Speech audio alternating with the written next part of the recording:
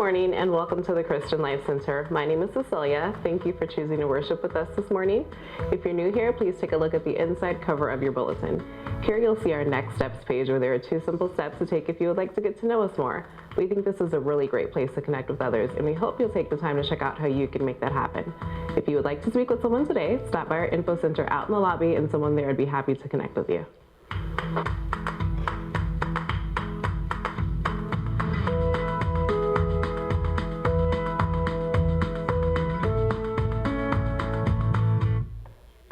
This Wednesday, September 11th, the Women's Wednesday Morning Bible Study will begin their fall session with a 5-part series entitled Free of Me, Why Life is Better When It's Not About You.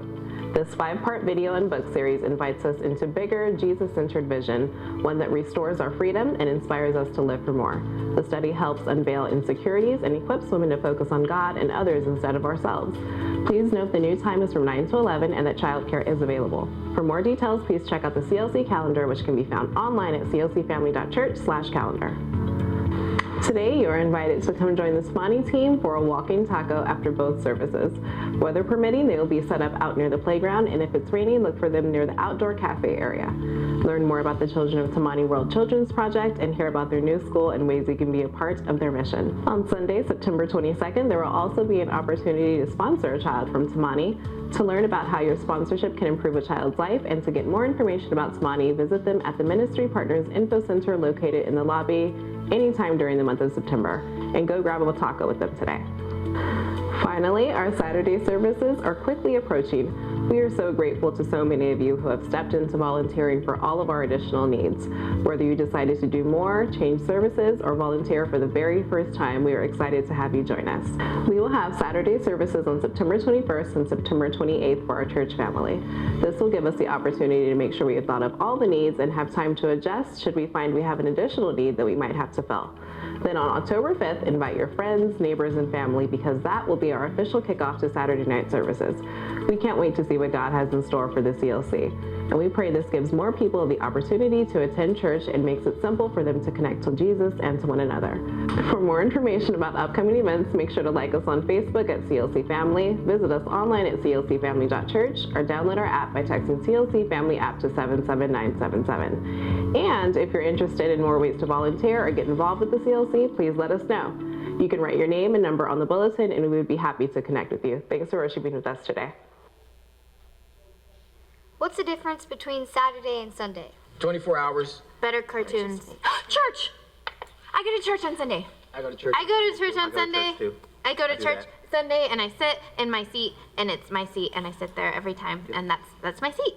If church was on Saturday, what would you guys do? But I bathe on Saturdays, so I got to go to church Sundays because I'm clean then. You could Eat ice cream? Do you have some? Are you hiding some? Ice cream and Show cake us. and cake. I will take it from Ice you. cream and cake and cake. Ice cream, cake. Yeah. It's pretty simple. Enjoy the same Sunday worship you're used to on Saturday. Then go get some ice cream. Ice cream and cake and cake. Ice cream and cake and cake. Ice cream and cake. Ice cream. Yeah.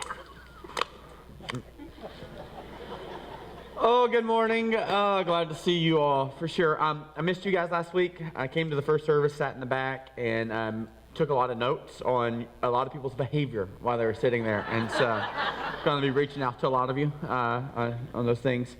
Pastor Gary I hope you all understand what a great gift he is to our church. I think you all do. Yeah, absolutely. He got you out early last week because he knew that I was coming back this week and he wanted to make sure I had those extra minutes. So I'm going to use those this week, and that's not a joke. If you are new here, man, sincerely mean it. Really, really, really grateful that you would consider hanging out with us. We do have an agenda here.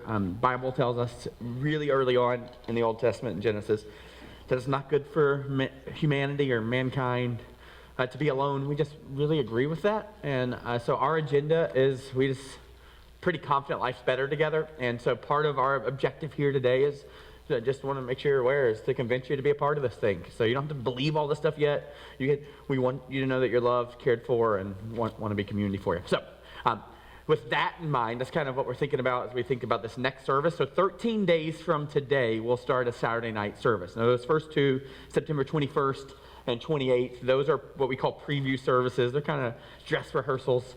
You're welcome to come. You're welcome to bring people with you. We just don't have it all figured out yet, so we might stop a couple times in the middle of the service and talk about what we're doing, pray, those kind of things. But you're welcome to attend, welcome to serve at those. We want to get all those details kind of orchestrated and figured out before October 5th, which is when we will plan on inviting our entire community to it, which kind of leads to, okay, why in the world are we doing this? Like, what's the reason for a Saturday night service? So I just want to take a few minutes and explain that to you in light of what we're teaching on today. So there's two very specific reasons we're doing it. One has to do with the Sabbath, okay? Taking a day of rest. We'll get to that later in the sermon, so just pick that up, sit over there. We'll talk about it in a little bit. No. The other reason, and if you're not a Christian, not interested in the Christian world, at first this might sound a little bit offensive, but just stay with me, okay? The other reason is there's within 10 miles of our church, there's 100,000 people or more.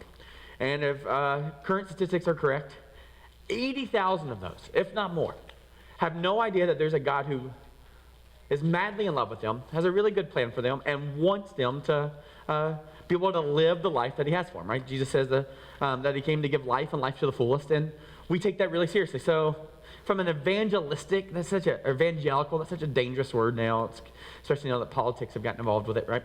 But from this, we have good news that we are mandated and passionately want to share, right? So we have a responsibility and we have a passion about it to help people get that. What Jesus says, he says the Son of Man came to seek and save, okay? There's some complicated terms in that. Seek and save that which was lost. And that's the part where it goes, it's a little bit offensive, right? So kind of sounds like the church has it all figured out and everybody out there doesn't. They're all lost people. But a couple things I just would point out there, right? First one is when you talk about lost, you only refer to things that are lost that matter to you, right? So the subject or the object that's lost, when you call it lost, that means you want to find it, right? You lose your keys. You don't lose that Coke can that's empty, right? You got me? So when you say you lost something, you lose your kid in the grocery store, right? Yeah, those are things that matter to you. And when you lose them, you go and look for them because there's a value assigned there, right? And so just by definition of if you are talking about something being lost, it just means there's inherently something valuable that Jesus is looking for. So one sense, to be lost means that Jesus values humanity. So you got that piece. The other part of it, when you think about lost, what we're really referring to is like what you think about when you're lost in the woods, lost on the interstate, whatever it is. It means that either you don't have the map, you're not following the map correctly, or you're operating on a different map, right? That's just what it means in those sense. And so none of us would argue this. Maybe, I don't think we would. I'm going to talk generically here.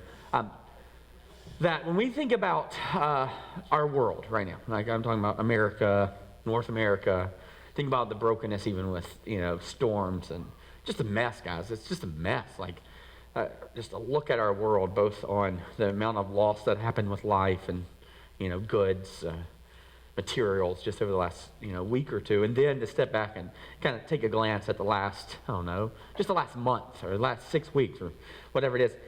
It would not take us long to look at our world and go, there's something off, right? And if we were so bold, even looking at our own lives, to go, there's some things that are off. And so when I think about the map that most of us are operating on, Christian, non-Christian, kind of in a Western, North American, United States type of culture, here's the map that I think most of us kind of follow, okay? Christian, non-Christian, hopefully that's adjusting for us, and that's where I'd put a lot of us in that lost category. The map is this, and when we think about our world and our goals and kind of, if we're going, okay, here's where we are, here's where we want to be, right? Got that gap there, and you're kind of following along whatever those instructions or whatever that is. I would say most of us, maybe not all of us, but most of us, at the guiding light, the major factor, the thing at the top of the list of the map that we're kind of walking towards is kind of looking towards this, right? Success, right? Or maybe even say successful, either way. Even when you think about your kids and what you hope happens for them, right? You hope they become what? Successful, right? You hope that they have experienced success. Like that's just a cute term we use, and we all want to be successful. We all want those things, and so kind of as a culture, most of us are looking and interested in some kind of success, being successful. So you're going, okay, if the success or successful is something you experience. That's a noun. What's the verbs that get us to successful? And we would use words like this, achieving, right? Or acquiring, or obtaining, right? Those are kind of what we think about when we think about success. So you think about success, you go, there's a goal out there. We want to achieve that goal, right? And the way that we achieve that goal is we acquire education, we acquire skills and experience, we obtain a network of people, right? And so for most of us, we think about what we're trying to figure out in our world is we want to be successful, and the way by which you are successful is you achieve things, you acquire things, or you obtain things, right? So when we think about our life, we have all these dreams, we have all these goals, and we have all these things that we're kind of working towards, right? You had them, you think about them, you learned this in school, let's set some goals and work towards those goals, right? This is culture. I'm not saying it's bad or good, but I would just say there's some difficulties with this map, this plan, right? Because one of two things happens when you kind of are setting out for success. Either because right when you think about success, what you have is these expectations, like, so when I'm 30, I want to be married. Maybe that's one of the expectations you have, that you imagine what successful life looks like for you. You would feel successful as a human being. Maybe you didn't say this out loud, maybe it's just in your heart. By 30, I want to be married. And then by 35, I want to have 2 kids, whatever that is, right? Whatever those goals are. You know, imagine this, that one of two things happens when you set that goal. Either you set the goal to get married at 30, and then that happens. You know, if that happened for you at 30, now think about at age 31, if you've gotten there already, right? Or at age 32. Do you look back and go, wow, that was wildly successful. My life is so great now that I got married. Everything's perfect. Or you have the goal of getting to 35 with the kids, right? And you go, man, I got to that goal, and now I have these kids, and life is just perfect. Man, I had no idea. Life would get so much better and so much easier, and I'd have so much more joy once I had these 2 little rugrats making my house dirty, right? Or you go, you know, by the time I'm 30, 35, maybe 40, I'd like to be established in my work. I'd like to put some money in the bank. I'd like to have a house, maybe 5 bedrooms, maybe 3,000 square feet, with a basement. Maybe we'll finish the basement. Yeah, finished basement. That's what I want. And a dog, a golden doodle, because those are the best dogs in the world, for sure, right? And so maybe have all that stuff, and life would just be perfect, right? So you get all those things. You have all these expectations. And then you arrive at the point where you get all that stuff, and how's that worked out for you? You see, even though you had these expectations about success, you actually achieved all those things, and it still left you wanting more, right? You got married, on that honeymoon, day 4 or 5, you have the big fight, and you start wondering, what was I thinking? Is this it? Is this what our life's like? You have the little baby, and you're like, I can't believe we finally have the baby, and then on, night 4, they're screaming and yelling, and you're looking at this baby, and you're just making daggers at your spouse. You know, I'm like, all these things that you thought would just fulfill it. And what the reality is, when you have these things, they're not really, while they're expectations, what they kind of evolve into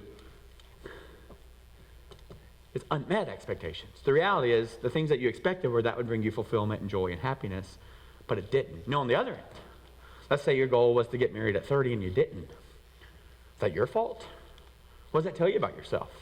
Are you not that valuable?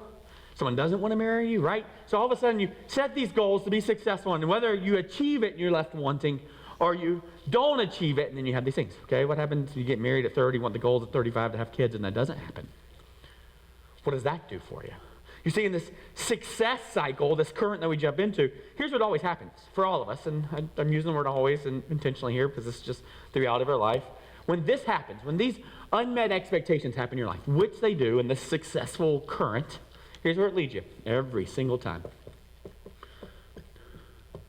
Disappointment, right? So I just brought up the thing about not being married and some pain for you. Rightfully so, it's painful. This idea of being a parent and not being able to do that, there's some pain there. This idea of wanting to have this profession that you love, and now you're in a job that you punch in the time clock, and you don't find the worth that you thought you would, or didn't achieve the thing that you thought you would, couldn't pass the test to get you in the school that you thought you would, right? And all these things where it leads you. It doesn't have to be a Christian, non-Christian, just the reality of our world, it just leads us to a place of disappointment. And what's interesting, this place of disappointment, when unkept, which is what happens for us, right? When we get there, what happens next for us is that disappointment leads us to a place of bitterness. No one will ever love me. I must be a broken parent. Everybody else has their life together on Facebook. My life isn't. and this place of bitterness, either towards you or towards the one that created that for you, right? All those dreams. And eventually that bitterness leads to a place of resentment, right? So now, what's interesting is all these dreams about being successful and achieving and acquiring and obtaining, these aren't the normal behaviors of our life. You know how we know we're in this place, which is all of us. This isn't just one of us. This is all of us, right? You know how we've gotten to this place? Here's the new verbs that are happening in our life. Grumbling and complaining. Right? What was me? What was my spouse? What were my kids? What was my house? And here's what's really interesting about this, guys. For Christians, non-Christians, you get a pass on this one. Most of the things we find ourselves grumbling and complaining are the result of answered prayers that God did for us. Right? God, please let me marry that person. I love everything about them, right? Then you get married, and now you find yourself grumbling and complaining about the God who answered those prayers. God, all I want to do is be a parent. God, would you please let me buy this house? Not any house. Please let them accept the offer. Please let them accept the offer. And now here we are months, years later, and you're like, my house, it's a mess to keep up. It's always broken. It's a pain to keep clean. My grass, whatever it is. The very things that we prayed for and wanted because we thought at some point they would fulfill us. When they don't, they actually lead us to this place of disappointment, bitterness, and resentment, which just leads us to a place where all we're doing is grumbling and complaining. When you get here, which we all do, it does a really interesting thing. You got this disappointment, bitterness, and resentment, and that resentment, unkept long enough, leads us to a place of contempt. What contempt is just judging, sitting on a stool and declaring all the things about life that you hate, all the people you hate, all their bad behaviors that you hate, all these different things. You just find yourself sitting there, you just find yourself making some judgments about this world. And when you get here, here's how you know you've gotten here. And we all have in places, okay? No longer is it even about grumbling and complaining. You know what it's about then? Surviving. Maybe we're talking about surviving the work shift. Maybe just getting to 5 o'clock. Right? Maybe we're just talking about surviving till our kids go to sleep so we can have the drink, watch the TV show, whatever it is, right? And this isn't a jab. I'm telling you. I'm inviting us all into the same story. You don't have to be a Christian, non-Christian. This is all of us, okay? This is all of us in the same category, right? So if we move from even grumbling and complaining, we finally get to the point where we're going, I'm just even tired of talking about it. Forget it. It's not going to get any better, right? Contempt, place of judgment. This is just my life. It's just how it works. This is it. So you know what I care about now? I just care about getting to bed, right? I just want to sleep. If I can just sleep, I'll be happy. Through the whole night. If everybody just shut up, leave me alone, and I can just sleep, everything we find, right? We just get to this place where you just want to survive, right? You just want to survive. So how in the world do we have this great worldview that says we want to be successful? So what eventually happens is we just want some peace and quiet and just a moment, right? We just want the house to be clean for just a second. We want the toilet not to look like that for just a second, right? Right? You just have this moment where all of a sudden we just get to this. And these big, lofty goals and dreams, because we've been told that they're going to leave us wanting and we're not going to do it anyway. It's this place of just want to make it through the day. And what's ironic, the leading worldview in America at this point, and across the globe probably, is you know what we really want in life? To just arrive safely somewhere way out in the future at death. Right? Put enough money in the bank so we can be comfortable during retirement. That someday, in a deep, deep future, right, we can die peacefully in our sleep. That's what our worldviews ended up. Like we just go, nope, can't do all this. It's not going to be good. Not going to be all this stuff. So, yep, won't work. Can't be satisfied. So now we get to this place where all we are thinking about is just surviving. So when Jesus is talking about the Son of Man came to seek and save that which was lost, he's going, guys, Christian, non-Christian, like, this cannot be the app we operate on. Because it just doesn't work. And it leads us to this place of just this place of we just want an ounce of relief. An ounce of relief, right?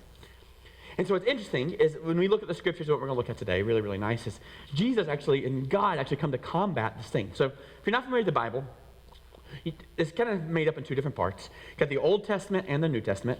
There's Bibles actually in front of you. We'll read through them later. If you don't have one, feel free to grab one of those and take it with you. Just stick it underneath your shirt so no one knows, right?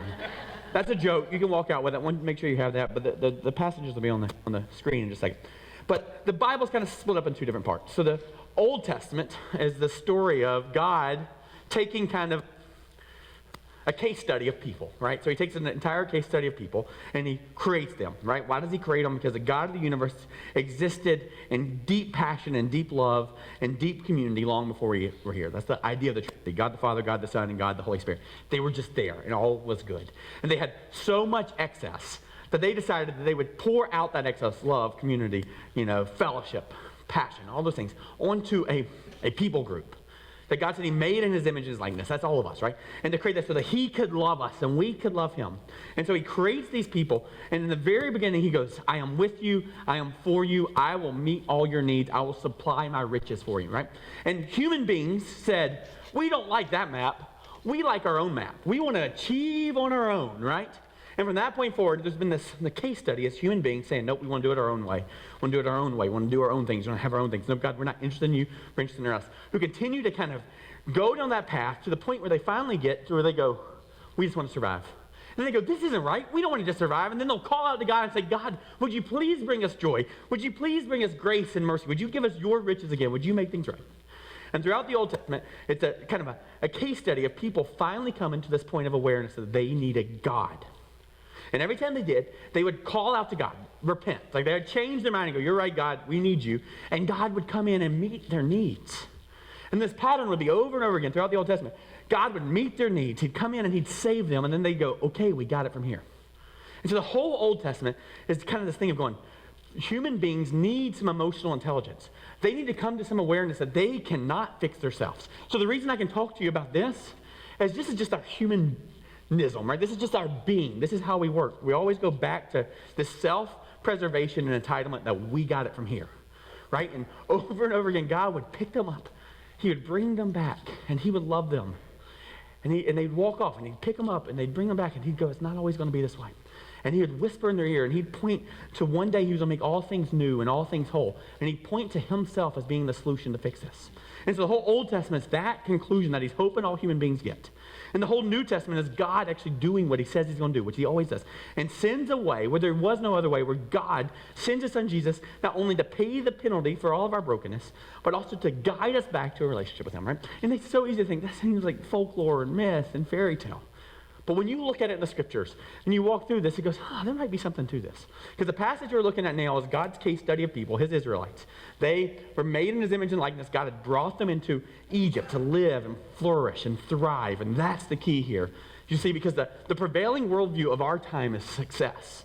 But that one doesn't work. The real worldview that God wants for us, right, is this. He wants us to thrive, right? Not survive. He wants us thriving. And that's not, there you go. No, just ignore it. He wants us to thrive, right? And so what I mean by thrive as opposed to success, here's what success is. Success is looking out into the future and saying, one day, when I get there, I'll feel complete. And thriving has nothing to do with the future and everything to do with the present. Because whether you're a Christian or non-Christian, one of the great questions that are asked all the time is, how do you know God's will? And here's what I'll tell you. God's will has nothing to do with your future. Nothing to do with your future. It's not somewhere out there. God's will has everything to do with right now. You see, God's will is he wants to come and invade your life in this moment. And I promise you, if you allow him to do that over and over again, every single day, out there will also be resolved, but God's will has to do it today and now. And so the picture that God offers us is this thriving right now, flourishing right now, not being successful later, but enjoying whatever happens today as it's today, right? And so God is going to use his people, these Israelites who had some success, and they go, we got it from here, God. And what they find themselves in is in slavery and bondage and captivity. And because God is gracious and loving, he doesn't punish them. He instead creates a way. It's crazy. You go back and read it in the beginning of Exodus, where God frees his people from all that. There's these plagues, and the kind of the final supernatural event is his people are freed, and they're running, and all the Egyptians, the oppressors, are chasing after them. And God literally parts a sea. This is not folklore, myth, or legend. God literally, miraculously parts an ocean. And the Israelites pass through it, like in freedom, right? And God swallows up the enemy. And then they find themselves in this new land. And God had made a promise to them, right? And so what you see in the scriptures is there's this kind of this thing that happens all the time. God makes a promise. And eventually, somewhere out in the future, there's this payoff. But because of our prevailing worldview, as we're so consumed by the payoff, we're like, when is it? Give it to us now. We want to be successful. Give it to us. You made a promise. Make it happen now, God. And God is not as interested in the payoff. No, he's going to do it. He's going to make this promises come true. Because he's more interested in the thriving every day. He's a lot less interested in the payoff later and a lot more interested in the process that happens along the way. Because God is teaching us a new worldview, and he's giving us awareness that he will meet our needs and our supply every single day.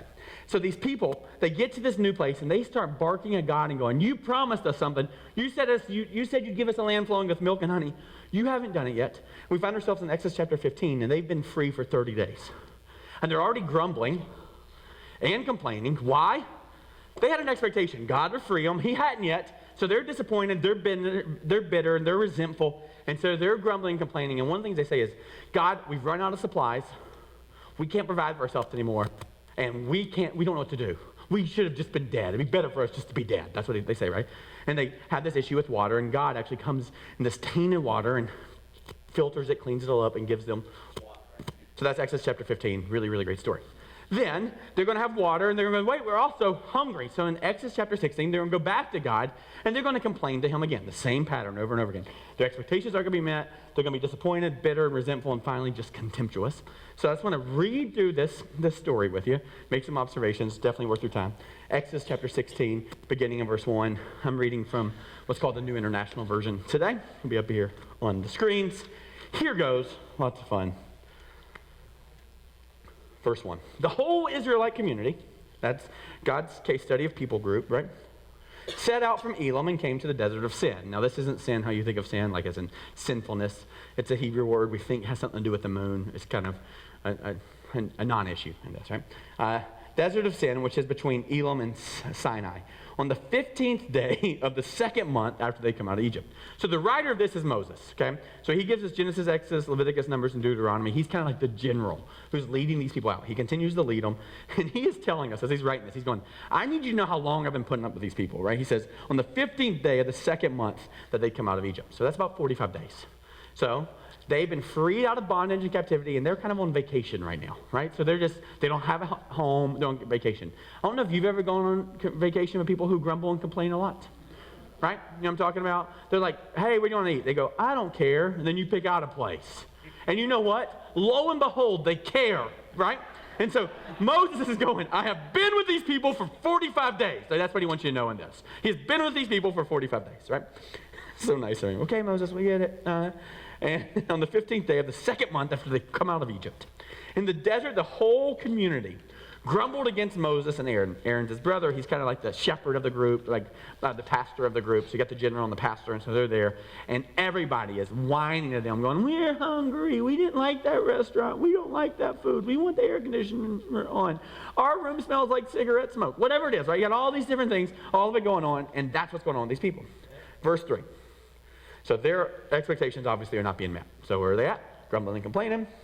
Verse 3, the Israelites said to them, if only we had died by the Lord's hand in Egypt, right? These are people you go on vacation with. If only we died. Like, this is so bad, I just assume be dead. And wandering in this really nice place where God provides everything, right? They're there in the old place where they're slaves. We sat around pots of meat. We had Spam and Vienna sausages and ate all the food we wanted. But you, talking to Moses and Aaron, you have brought us out in the desert to starve this entire assembly to death. So you got the deal, right?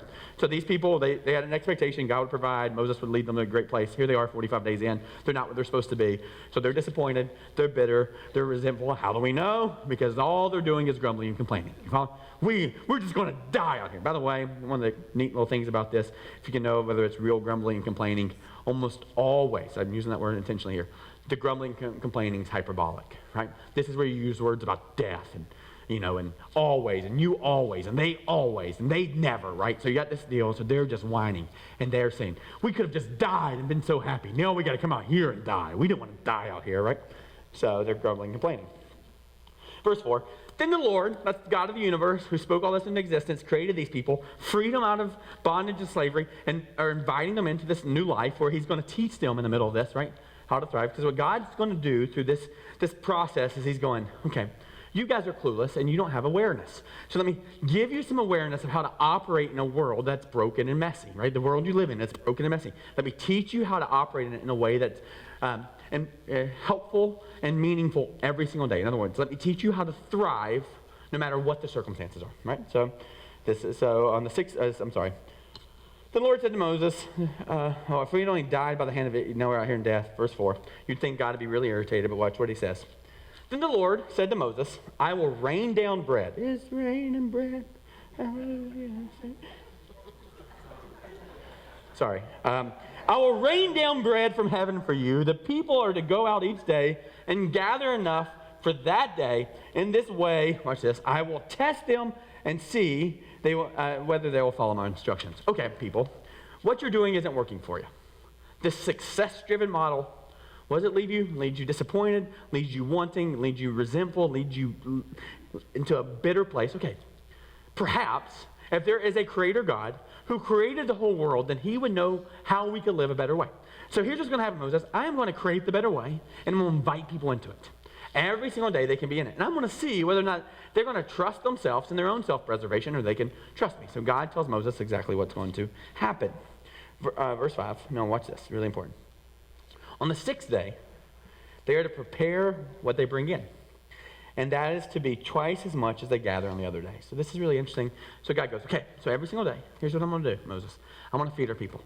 You see, they're grumbling, complaining, but they have needs, and I'm a good God. And I'm going to meet every single need they have. All the time. That's what God does. He supplies our needs, no matter what. Not our wants, right? You don't give your kid chocolate all the time, because that's not good for them, right? So he says, I'm going to meet their needs every single day. So I'm going to supply their needs. But something interesting is going to happen. Not only am I going to meet their needs every day, one day a week, the 6th day, I'm actually going to provide twice as much as they need.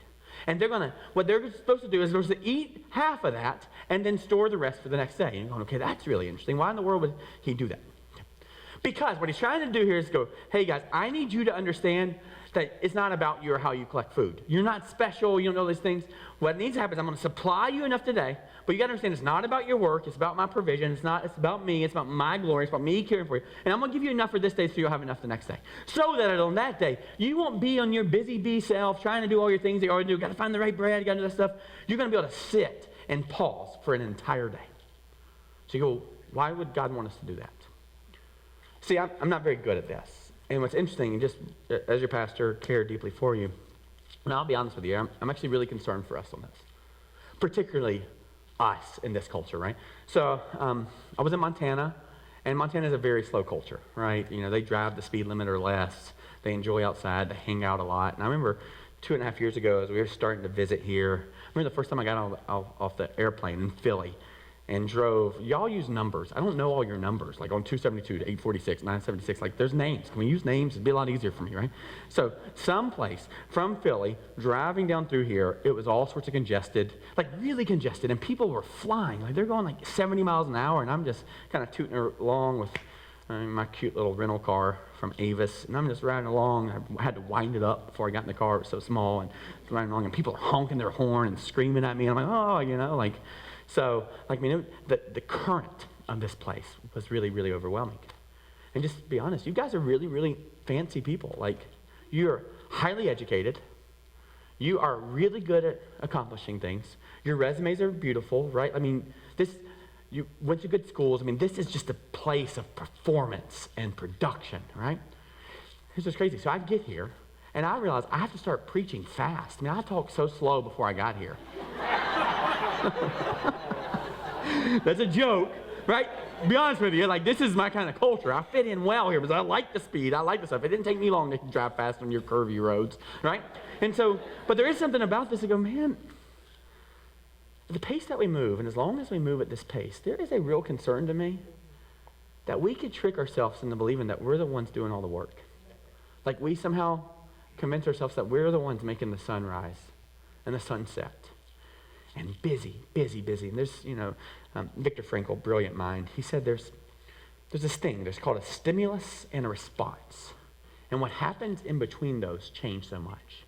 So what he's talking about is this space that happens. So stimulus, something that happens to you, right? Think about it in relationships. Think about it in terms of the news you get. And the news is coming fast to us every single day, right? Twitter, Facebook, whatever it is, news.google.com, on your phone, whatever it is. Even though you get notifications of all the things, right? You get all this stuff, right? So those of you who follow sports, you are fully aware the minute Antonio Brown left, whatever, the Raiders, and you knew immediately that he went to, Satan's team, whatever that is, right? You knew all those things, right? You just followed it because it just pops up. Like, there's just always a stimulus. And Viktor Frankl says that The danger is in the limited space between the stimulus and the response. Right? Even in our marriages, in our communication with people, the more time you take to put together a thoughtful response, the better off you are, right? There's a stimulus, something happens, and there's a response. And Viktor Frankl argues that space between makes all the difference. Like when you take a deep breath, like even the ability to breathe with your belly and not with your chest, there's just something profound in all that stuff. And so God, in his graciousness, says, hey, one day a week, you're going to be a little extra busy because you're going to be preparing everything so that tomorrow you can just breathe deep. And what's interesting is none of us want to breathe deep, but all of us are glad that we did. None of us want to breathe deep, but every time we do, we're glad that we did. Right? And so God created this beautiful rhythm. He even modeled it in creation, that there's a day a week that you're just supposed to pause so that you can know that you're not God. You can know that it's not driven based on your success. Like one day a week, you can just pause. And I look at our church and look at our world, particularly even our church, and going, how often do we just pause with our family? And what are we modeling to our kids and going, no, we got to go, we got to go, we got to go. And so we started sorting through that. Well, I told you, a lot of what we're doing about Saturday nights is very specific to trying to figure out how to create more room for more people to hear this good news that Jesus loves them, has a plan for them, right? Our parking lot's really full on Sundays, and this interaction in between, the lobby gets really full. And so we thought we could convince more folks to get to the second service. That was the first thought. But then we realized a lot of families, they don't want to deal with their kids for 2 more hours in the morning. They're just up. So like, let's get them to church because they're going to drive us insane, right? And so, and then we also started realizing that there's a lot of folks who can't come on a Sunday morning because of whatever the stuff is. Like, for example, because of the current of our culture, do you know if you play soccer, if you're a boy, you get to play on Saturday. But if a girl, you're here, you play on Sunday. So it's like, well, how in the world do we teach girls that they shouldn't play soccer then? Like, I mean, what do you do with those things? Brother can because it's on the right day. And so we're just working through the complications of our culture and that current. And so we're just realizing that maybe if we created a different space. And so when we were in Montana, we had a Saturday night service and 2 on Sunday. The reason being is we were a multi-site church, so we videotaped the Saturday night one and we sent it to the other campuses for the next day. And that's not at all the model here. I am pretty, I would say 100% confident that's not what God's telling us to do in any way as a church, or at least 99.9. I mean, God can do whatever he wants to. But the reason we did it was so we could videotape it and send it to the other campuses. But I only taught like once every 4 to 6 weeks there. So in the weeks that I didn't teach, it was beautiful because we would go to the 5 o'clock service, be over about 6:15, 6:30, depending on who was preaching, and then we would pick up some pizza, we'd come home, we'd eat it together, and then at 8 o'clock we were in bed, right? We were in bed, and then the next morning we just kind of were in our pajamas, would wake up, eat waffles, whatever it is, and finally we had this moment to pause.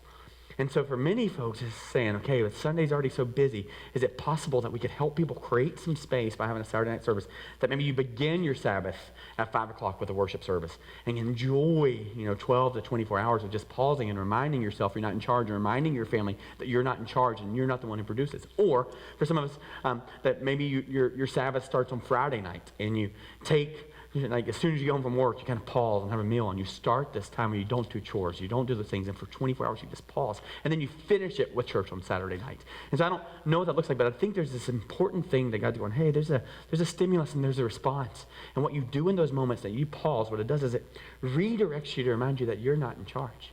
In that space, you start working through, okay, why am I disappointed? Well, it's because I think God should do what I want him to, and I want him to do it, right? It gives you this moment to do that. So God creates this space, and he goes, on one day a week, you're not going to have to do anything. You're not even going to collect. It means you got to do a little work on the front end. It means you got to be proactive, but it gives you this time to pause. And so when God is setting this food, he's going, Moses, Aaron, one day a week, I'm going to give you more than you need. But it's just enough you need for the next day. So you're going to have them collect 2 days worth. Now, you're going to see later, you would see later in this passage, you're not going to read it, that these folks messed this up. Like on Tuesdays, they're going, oh, there's a lot. And they start storing it and putting more in their cupboards or whatever it is. And God, to teach them that he's in charge and that he alone is the one who supplies. It's not what they put in their cupboards. It's not that they can do and perform and get all these things, right? It's that God does it. He actually allows the extra food to be disgusting. And that's where maggots grow and it just gets all sorts of destroyed. You can read that later. And so God sets up this rhythm for us that we're trying to follow and operate with biblically. So he tells them that that's what's going to happen. And then verse 6, so Moses and Aaron said to all the Israelites, in the evening you will know that it was the Lord who brought you out of Egypt. So in that moment, after that happens, it's going to give you a second to take a break, stimulus and response, and you're going to be able to pause, and you're going to be able to remember that it's actually God who does the work, and it's your witness. But in your busy bee life, you're going and going and going, you don't pause long enough. So, hey, as you do that, in that evening, you're just going to be able to pause. You're going to know that God's the one who actually provides, right? Verse 7, and in the morning, you will see the glory of the Lord, because he has heard, watch this, you're grumbling against him. Who are we that you should grumble against us? Now, this is, for those of us who are Christians, you're not a Christian, you get a pass on this, right? To me, I think this is probably the most important part of this passage. I've gotten to work on it a couple weeks, so really excited about that. But what Moses is saying here and allowing God to speak through him, he's going, let me just point this out. When you have an unmet expectation, and you get to this place of disappointment, bitterness, and resentment, and you know you've gotten there because what comes out of your mouth is a bunch of groaning and complaining, here's the reality for you. No matter who you're grumbling and complaining to, your spouse, your kids, your boss, right, your neighbor, your homeowners association, whatever it is, whatever that grumbling or complaining that you have going on, right, all that stuff going on, the reality is you're not actually really grumbling and complaining at the object that you're grumbling and complaining to. Because if you pause long enough, on that day that you pause, and you would realize that God is the one doing all the work, and God is the one writing the story. Remember, we've been talking about this term, providence, meaning God is seeing all things, and he is working in all things, and he's bending and shaping all things for our good and his glory. If you were to get that, in that pause, on that day off, you're going, no, it's God's work. God makes the sun come up. God makes the sun come down. It's all God. So when you still grumble and complain, here's the reality. No matter who you think you're grumbling or complaining to, the reality is the one you're actually grumbling and complaining to is God. What you do when you complain and you grumble, like these folks are grumbling, we're so hungry, whatever it is, what you're literally saying in every single one of those grumbles and complaints is that God's story is not good enough for you. What God is doing in that moment, whatever needs he's decided to meet, whatever struggles he's decided to allow you to deal with in those moments, you're saying, God, you are not good at your job. Okay, God, I believe you. Yep, you made a promise. I'll hold your promise, and I'll hold you to that payoff. But I'll tell you, you're really good at the beginning and the end, but you're terrible at the middle. What Moses and Aaron are saying is, when you complain, when that stuff comes out of your mouth, what you're really doing is you're saying, God, you are not capable of taking care of my story. So instead, I'm going to intervene, and I'm going to go have that conversation with my spouse. I'm going to have that conversation with my boss, and I'm going to allow that vitriol to come out of my mouth, because I don't trust you with this part of the story.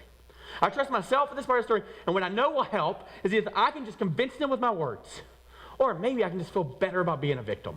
But on either side of it, what Moses and Aaron are saying, this is offensive. Again, if you're not a Christian, you get to take the pass here. If you don't believe God's at work in all this, right? But for those of us who are saying, no, God is bending and shaping all things, when that stuff's coming out of our mouth, what Moses and Aaron are saying, when you're complaining about being hungry, what you're saying is you don't think God is actually in charge. You don't think he's really good. Because he goes, who are we that you should grumble against us? Verse 8, Moses also said, you will know that it was the Lord when he gives you meat to eat in the evening and all the bread you want in the morning, because he has heard you grumbling, see this? Against him. Who are you grumbling against? You're complaining about food. You think I can do something about it? No, who you're grumbling against is God. Who are we? And he's very clear. You are not grumbling against us, but against the Lord. Now, one other thing to point out here is we teach the same material to our kiddos right now. So we're teaching them the same kind of passages. And I just want to point out this has nothing to do with the grumbling and complaining. It has more to do with the nutrition. If you notice what God's providing, he's providing meat and bread. So there are no vegetables. So when you see your kids today, they're going to have one of those food pyramids. And it's just going to have meat and bread. So you guys get to work. I'm just joking. We're not bringing that up at all with them. But it would be hilarious if we did. Then Moses told Aaron, say to the entire Israelite community, come before the Lord, for he has heard your grumbling. Now imagine, so Moses goes, okay, here's who you're complaining against. Here's who you're whining against, the God of the universe who created everything. You're whining and complaining and playing victim to the God of the universe, and he wants you to come before him. Now imagine, as they start pausing and thinking about this, remember this is the God who brought them out of Egypt. This is the God who parted the Red Seas. This is the God who brought in those 10 plagues, right? All these crazy supernatural events. And they're less than 2 months removed from all that stuff. So they know who this God is. So in this moment, can you imagine their fear and trepidation? What's this God going to do? Because as parents, we're going, you're so ungrateful. You know what? A man who doesn't work doesn't eat. Go work, right? You haven't done your chores. You don't get, right? All these different things. Like, Do you understand as parents how we would respond to that grumbling and complaining? And you know how they're responding to their kids in the mix? And you go, okay, how does this God who calls himself Father, how does he respond to this? I want you to pay very careful attention to this response. So he's heard your grumbling, complaining. In verse 10, while Aaron was speaking to the whole Israelite community, they looked toward the desert. And there was the glory of the Lord appearing in the cloud. And this is really important. You'll see it throughout the passages in Exodus, that God's going to show up in a cloud a lot of times. And he's in that moment, you're going to see his glory, that the God of the universe dwells in the heavens, right? So you're going to see his glory throughout the scriptures. And you're going to see his presence. So every time you see a cloud, it's talking about God's glory. He is majestic and he's present. So, okay. Stand before God, Aaron's speaking, and as he's speaking, you know that happens, right? Someone's talking at you, but you're seeing something going on behind them, right? So Aaron's just talking, and they're looking at this cloud, and it says they see the glory of the Lord, right, appearing there. So can you imagine the fear that they must have in this moment? Okay, this is the God who struck Pharaoh's kids dead. Like, this is a crazy God. It's like, well, how do we do it? The God you think about in the Old Testament, how is he going to respond to his people, right? Now watch this. So here he is.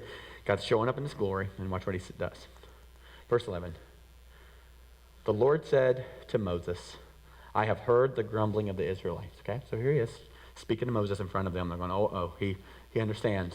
He's heard us whining and not being very grateful, right? So what's he going to do? Tell them, okay, what's he going to tell them? At twilight you will eat meat, and in the morning you'll be filled with bread. Then you will know that I'm the Lord your God. So first we see him in his presence, and this is what the God of the universe and the God of the Old Testament does. He goes, I have every right to wipe you out. But as a good and perfect Father, as a perfect God, I have every right to do that. But watch what I'm going to do instead. Hey, bud. Like, that dog that snaps because it was abused and then you adopt it. And you go to pet it and it's like snapping. He's going, hey, bud, like, no, it's okay. I hear you grumbling, complaining. It's okay. Like, I'm going to meet your needs. Hey, kids, like, I'm a good God. I know you don't think I am. I know you've heard different things about me, but hear me. Even when you grumble and complain, even when you do it wrong, I am always going to do it right. Have I not told you I'd provide for you? Have I not told you that I'd take you to the land of milk and honey? Can you do that if you die? Have I not told you that I'd supply for you and your family? Have I not told you that I'm going to meet your needs? Have I not told you that I'm going to do that? And I always keep my word. I understand you're grumbling and complaining. But here's what you can know about me. Even though it's overwhelming and all my glory and all the fear of that, I'm going to provide for you. I'm going to give you meat tonight. And when you wake up, you're going to get bread. Why? Because I want you to know that I'm not some crazy God that sits out there in the distance, but I am your Lord. I am your God. I created you in my image and likeness, and the reason I did that is so you would be my children, right? And so this is so gracious of him. This is a perfect Father. And so he goes, I'm going to meet it. Why? Then you'll know that I'm your Lord and your God, right? Verse 13, that evening, quail came and covered the camp. And in the morning, there was a layer of dew around the camp. When the dew was gone, thin flakes like frosted flakes on the ground appeared on the desert floor. So God provides. When the Israelites saw it, they said to each other, what is it? That's what the word Hebrew manna means. What is it? Manna? What is it? For they did not know what it was. Moses said to them, it is the bread the Lord has given you to eat. Hey guys, even though you grumbled, even though you complained, God, here he is. He provides you meat. The next day when you wake up, he provides you bread. What the scripture tells us is his mercies are new every morning. Every day you wake up, God is there in all of his graciousness. He is providing and he's caring for you. And this is what the Lord has commanded. Everyone is to gather as much as they need. As much as you need. Not as much as you want, but as much as you need. Anything you need, God says, I'll supply it. Take an omer, that's a portion size, for each person you have in your tent. So you want it, God says he's going to provide it. Eat as much as you want. The Israelites did as they were told. Some gathered much, some little. And when they measured it by the omer, the one who gathered much did not have too much. And the one who gathered little did not have too little. He's going, I'm going to provide for you every day. You don't need to save for a rainy day. I got your back. I will provide. You don't need to be in charge. You're not your own Lord. You can take a deep breath from all those things. I will provide for you. Everyone had gathered just as much as they needed. So it'd be a really nice message. And if I were to wrap it up here, you'd be relieved. I'm not. And it'd be really neat to go, hey, can you trust that? Instead of living in the system where you got to be successful, you got to acquire, you got to attain, you got to get all the things. And then when you're disappointed, you're going to grumble and complain. Can't you just every day go, God will provide? Can you trust that he'll provide? And here's the reality. I'm just going to answer, you can't. You really can't. You are not capable You're not capable of doing that. And that would be offensive, but I hope it comes as a relief. Particularly those of you Christians who go, I can do this. I'm going to go this weekend. I'm going to go, God will provide. I'm going to be the godliest parent. I'm going to be the godliest husband. Everything's going to be so good because it's the Lord who will provide. God will provide. But you cannot do it. You cannot do it. So the next time you grumble and complain, you can go, see, I am going to this place again. What expectation did I get from God? But you cannot do this on your own. In fact, you're not capable of doing this. The one thing all of us have in common is we cannot please God with our behavior, no matter how hard you try. The story of the gospel is you're not capable of it. You know how I know? Because God is so gracious and Moses is so nice to capture the very next story. So all this happens. They eat food. You would think it was awesome. But what immediately happens in the next couple of passages is some of them start saving too much. I told you about that. That's where the maggots come. And then they get to the next day or the next week, and they're going, this is really good bread, right? But now we're thirsty, right? You get your kids popcorn at the movie theater. What do they want now? I'm thirsty, right? You put them to bed. I'm thirsty. This is exactly what these people do, right? So they get all the bread, and they're going, I'm thirsty. There's no water. Don't believe me? Let me read it to you. Exodus chapter 17, beginning in verse 1.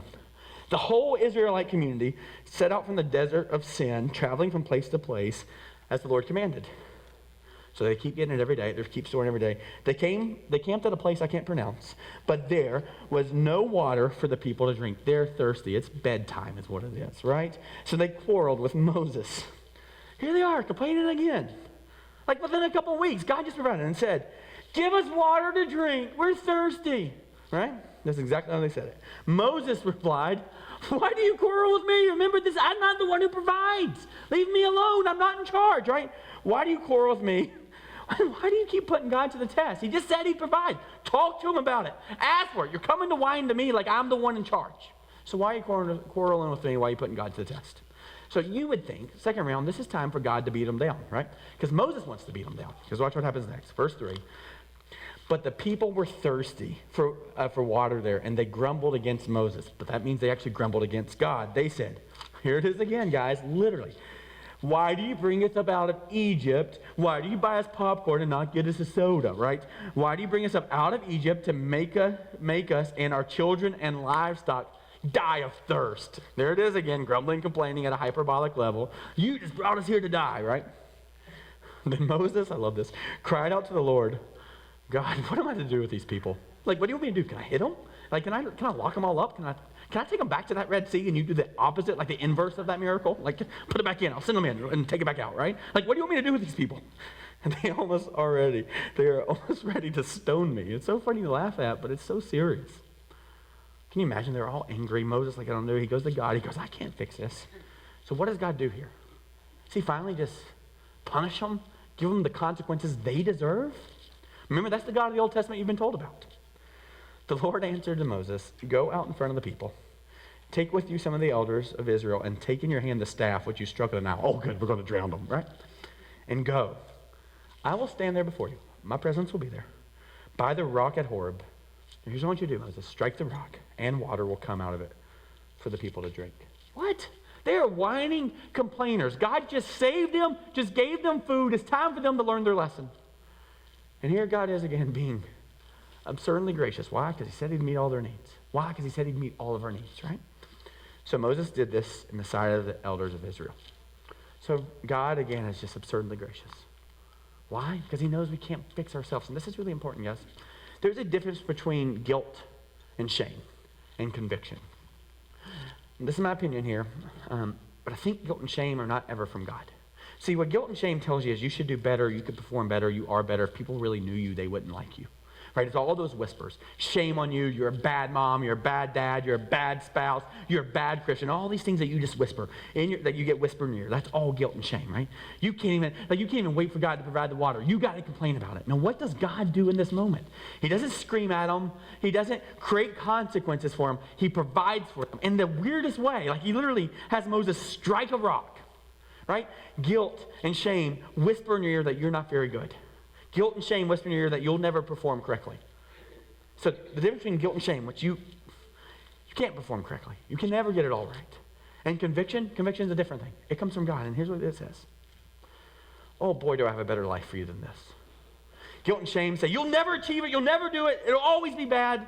Conviction says, oh man, no, do you not know I'm going to meet your needs? Do you not know that this is not the right model? And that every day I can be with you? No, quit those lies. Quit hearing those things. Guilt and shame tell you you are not good. Shame says you are so valued, or guilt or conviction says you are so valued that God of the universe stepped on this planet and made everything available to you, including his sonship, including his family, and including his heaven. Guilt and shame tell you you'll never achieve anything. That success model will ruin you forever, and it's true. Conviction says, oh, but there's something so much better than you. Would you turn from that stuff, leave it all alone, and walk in this? So what we see here is literally, God says to Moses, strike the rock. And you're going, okay, God, why do you use a rock? Like, isn't there otherwise? Couldn't you rain it down from heaven? Like, couldn't you have led them to some other oasis or some babbling brook? Like, why the rock? What's interesting, if you read throughout the Old Testament and study, kind of Judaism, that word rock is now, from this point forward, seen as the place that God provides. Right? So they don't see God as the rock, literally, but figuratively, that rock, they say God is the rock, like the cornerstone, the foundation, the thing by which you can always trust. So throughout the Old Testament, based from this point forward, they talk about that rock as a reminder that God always provides. So Moses strikes the rock, and God provides. Now, in the New Testament, I told you, Old Testament is all about this case study about how broken we are, we can't fix ourselves. So in the conviction sense, God whispers to us, but there's a better way. The New Testament is all about that better way that he says, hey, even though you can't perform, Jesus does. Even though you can't do it, Jesus actually will come and pay the price for you. And because Paul, one of the writers of the New Testament, one of the apostles, one of the first century church planners, right, wanted to make sure you understood that this whole Old Testament story right here wasn't just some cute thing where God provides water and bread, but that he provides something greater. He writes to people like us to talk about these ancestors. I want to read to you what he says. This is in 1 Corinthians 10. So this is Paul writing a letter to the church at Corinth, which is similar to us. Wealthy, successful, highly educated, large libraries. I mean, these are the folks that had it all. And he's going, that will never satisfy you. And he's writing this letter, and he ties all this stuff together. And this is what he says. 1 Corinthians chapter 10, beginning in verse 1. He says, for I don't want you to be ignorant to the fact, brothers and sisters, that our ancestors were all under the cloud, and they all passed through the sea. He says, I don't want you to misunderstand this. Like, our ancestors literally did experience God's glory. And this is not folklore, myth, or legend. God stepped in to save them. I don't want you to be ignorant about it. That's a true story. They were all baptized into Moses and the cloud and the sea. So they were all welcomed into the family. If you would have been here for the first service, you would have gotten to see one of my favorite ladies in this church, Susie Swarthout, get baptized in here. And the picture of the baptism is the old us going out and the new us being welcomed into this journey and this family with God. Old us no longer the one that operates in success and guilt and shame. The new us operating in this new model of thriving and flourishing, right? And so Paul's going, hey, there's this way by which all these people, by God's gift, by what he did, was welcoming them into his family. Baptized into Moses in the cloud and the sea, right? They all ate the same spiritual food, and they drank the same spiritual drink. For they drank, watch this, from the spiritual rock that accompanied them. Remember that rock? The rock, the one that God provides? And watch this. And guess what? That rock, it was Christ. He's been going, no, that rock, it was Christ. And this is really important. He goes, hey, when God could have struck down all the Egyptians, all the Israelites, the way that Moses probably wanted them to, guess what he strikes instead? He strikes the rock. When God could have punished everybody because of their behavior, their whining, their complaining, their arrogance, their entitlement, God could have struck it all down. But what does he do instead? Paul goes, no, he doesn't strike that. He strikes the rock. You know why? Because that rock represents Christ. You see, in the New Testament, it says, the Bible says the wages of our sin is death, meaning we all deserve to be struck down for our behavior. But the gift of God is eternal life. How? Through Jesus. In other words, Paul's saying, hey, look, when God could have struck us, what he does and says, he strikes Jesus. And out of Jesus comes this eternal life, this thirst, this water, this living water that can quench all things. So literally this whole story is God going, hey, you can't fix it. You can't be in charge. This is the model that you live in. But why would you live in this model when you could thrive and be with God who will meet your needs every day? And the reason you know he can meet your needs, because he proves it in the New Testament by striking his own son and putting him up on the cross and then allowing him to pay the punishment we deserved. And then proved he was God by coming back to life. Why wouldn't you trust in that? And what Spurgeon says here is he goes, hey, even though you can't see God's hands in all this, because of what Jesus does, you can trust his heart.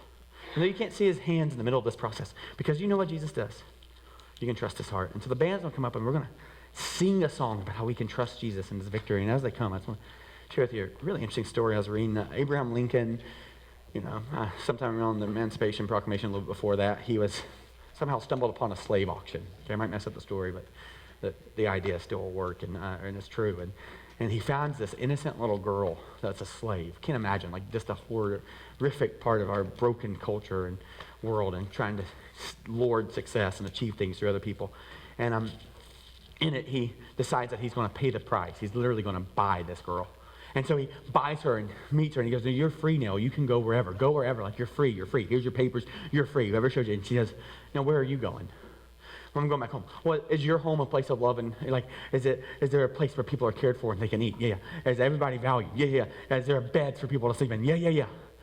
And she goes, okay, well, if I can go anywhere, I'm going with the one who paid for me to be free.